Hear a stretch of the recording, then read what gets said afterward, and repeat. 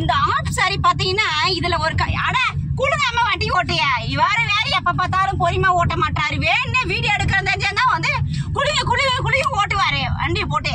கொஞ்சம் பொறுமையா ஓட்டு. என்ன புடிய நீ வேற நான் பிடிக்கிறேன். என்ன குழுங்குது? வண்டி குடுங்குது, நீ மூடிட்டு புடிய. பொறுமையா சுலோபா. எதுவுமே மொட்டை சொன்னா நான் என்ன இந்த ஆஃப் சாரில ஒரு கதை இருக்குது.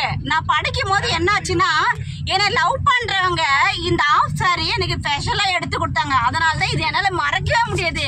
இது எவ்வளவு ரேட்டுன்னு கேட்டீங்கன்னா நீங்க பயந்து ஓடி போயிடுவீங்க. 9,000 ரூபாய் இந்த ரேட்டு தெரியுமா? எனக்கு ரொம்ப பிடிச்சது.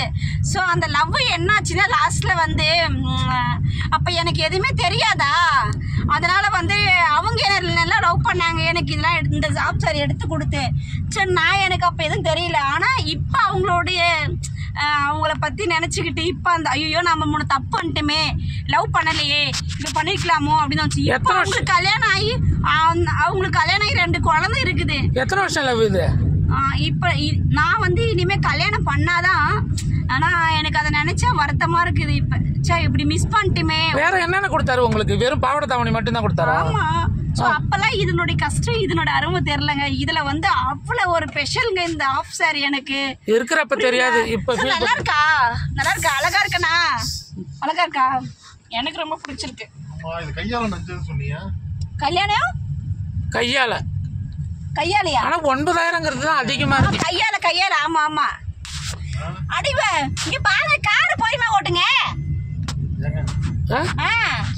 கையால இது நல்லா இது பண்ணி போட்டுதான் எடுத்தது இது. எங்க மாமா காரை பொறுமையா ஓட்டுங்க.